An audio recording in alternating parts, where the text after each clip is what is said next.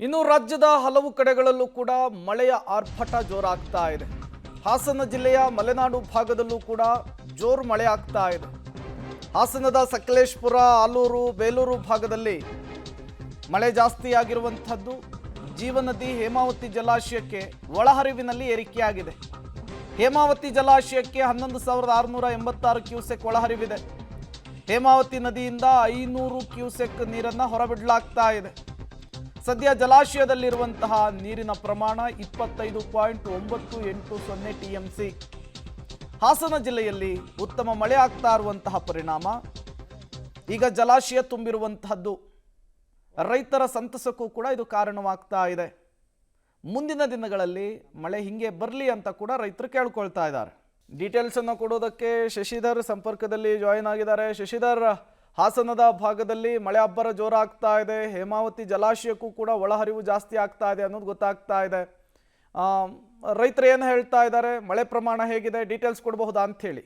ಪ್ರೇಮ್ಕುಮಾರ್, ಹಾಸನ ಜಿಲ್ಲೆಯಲ್ಲಿ ಕಳೆದ 2 ದಿನಗಳಿಂದಲೂ ಸಹ ಮಳೆ ಹೆಚ್ಚಾಗಿದೆ. ಅದರಲ್ಲೂ ಮಲೆನಾಡು ಭಾಗವಂತ ಸಕಲೇಶಪುರ ಭಾಗದಲ್ಲಿ ಧಾರಾಕಾರವಾಗಿ ಮಳೆ ಆಗ್ತಿದೆ. ಮತ್ತೊಂದೆಡೆ ಪಕ್ಕದ ಚಿಕ್ಕಮಗಳೂರು ಜಿಲ್ಲೆ ಮೂಡಿಗೆರೆ ಭಾಗದಲ್ಲಿ ಮಳೆ ಆಗ್ತಿರೋದ್ರಿಂದ ಹೇಮಾವತಿ ಜಲಾಶಯಕ್ಕೆ ಒಳಹರಿವಿನಲ್ಲಿ ಏರಿಕೆಯಾಗಿದೆ. ನಾವು ದೃಶ್ಯದಲ್ಲಿ ಗಮನಿಸಬಹುದು. ಇದು ಹಾಸನ ತಾಲೂಕಿನ ಗೊರೂರಿನಲ್ಲಿರ್ತಕ್ಕಂತಹ ಹೇಮಾವತಿ ಜಲಾಶಯ. ಹೇಮಾವತಿ ಜಲಾಶಯ ಕಳೆದ ವರ್ಷ ಈ ಅವಧಿಯಲ್ಲಿ ಭರ್ತಿಯಾಗಿತ್ತು. ಆದರೆ ಈ ಬಾರಿ ತೀವ್ರವಾದಂತಹ ಬರಗಾಲದಿಂದಾಗಿ ಹೇಮಾವತಿ ಜಲಾಶಯ ಇನ್ನೂ ಸಹ ಭರ್ತಿಯಾಗಿಲ್ಲ.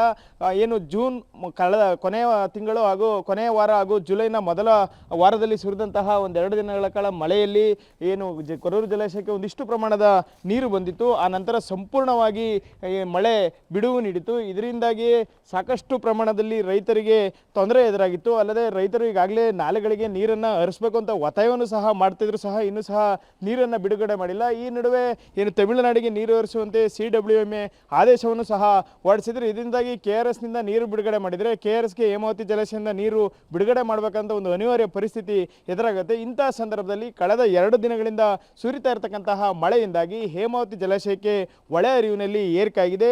ನಿನ್ನೆ 5,000 ಕ್ಯೂಸೆಕ್ ಇದ್ದಂತಹ ಒಳ ಹರಿವು ಇಂದು 11,686 ಕ್ಯೂಸೆಕ್ಗೆ ಏರಿಕೆಯಾಗಿದೆ.